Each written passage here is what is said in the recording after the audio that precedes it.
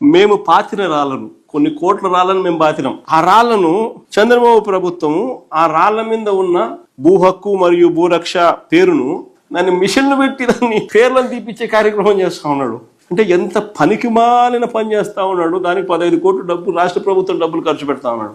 కోట్ల కొద్ది బౌండరీ రాళ్ళు మేము పెట్టాము అని వాళ్ళు పెట్టింది 70 లక్షల బౌండరీ రాళ్ళు. జగన్మోహన్ రెడ్డి 1 కోటి పైగా రాళ్లు తెచ్చామని చెప్పారు కాబట్టి దాన్ని ఖండించాలనే ఉద్దేశంతో 70 లక్షల రాళ్ళని చెప్తున్నారు. 70 లక్షల సర్వే రాళ్ళు తయారు చేసి ఉచితంగా ఇవ్వడం కూడా చాలా గొప్ప కార్యక్రమమే. ఎన్నికల నాటికే 17,461 రెవెన్యూ గ్రామాలకు గాను 6,800 గ్రామాల్లో మిగిలిన అన్ని రకాల సర్వే కూడా పూర్తి చేసేసాం. Out of 17,000, more than 7,000 villages are already completed.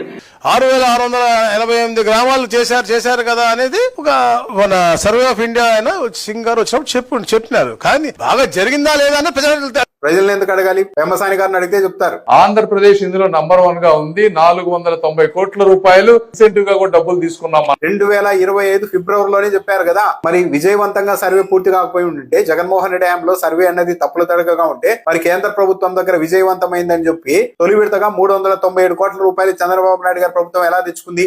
100 సంవత్సరాలు 200 సంవత్సరాల తవ్వకాల బయటకు వస్తే ఈ రాజు ఉండేవాడు, రాజు పాలించాడు, ఫ్రీగా ఇచ్చాడు చెప్పుకుంటాక ఇది మనకెందుకు దిష్టి బొమ్మ. మొత్తం మీద కాన్సెప్ట్ ఏంటంటే జగన్మోహన్ రెడ్డి ఆనవాళ్ళే ఎక్కడ ఉండకూడదు, ఆయన మంచి పని చేశారని భవిష్యత్తులో ఎవరికి అర్థం కాకూడదు అన్న ఉద్దేశంతో ఆ రాళ్ల మీద ఉండే ఆ గుర్తులన్నీ చెరిపేసే పనిని 15 కోట్ల రూపాయలు ఖర్చు పెడుతున్నారంట రాష్ట్ర ప్రభుత్వం.